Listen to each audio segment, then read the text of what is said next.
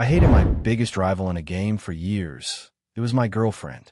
I never imagined that something I considered part of my escape would end up exposing the biggest betrayal of my life. If someone had told me that the person who frustrated me the most, humiliated me publicly, and pushed me harder than anyone else was the same person who slept next to me every night, I would have laughed. It sounds unreal, because when people hear video game, they think of something harmless, a distraction, a way to relax after work, something you could turn off whenever you want. That was never my reality. That game was where I invested years of my life, where I trained, where I built a reputation, where I failed in front of thousands of people and learned to get back up. It mattered to me in a way I never knew how to explain without sounding obsessive. And inside that world, there was one person who became my nightmare. I had been playing competitively for years. The kind of game where rankings are public, mistakes are punished instantly, and the community never forgets. Millions of players existed, but at the top, the circle was small. Everyone knew each other's names. Everyone knew who was dangerous.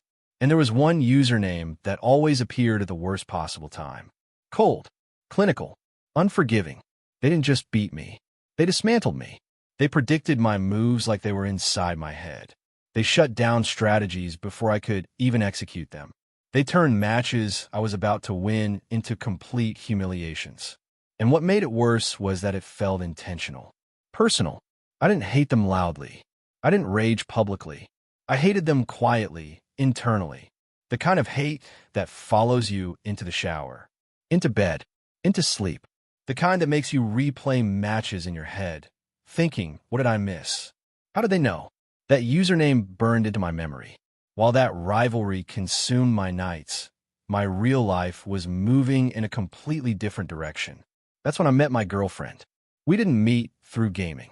We met through mutual friends. She was calm, observant, intelligent. She listened more than she talked. She laughed softly, not loudly. She made me feel grounded in a way I hadn't felt in years. She knew I played, but she didn't truly understand what it meant to me.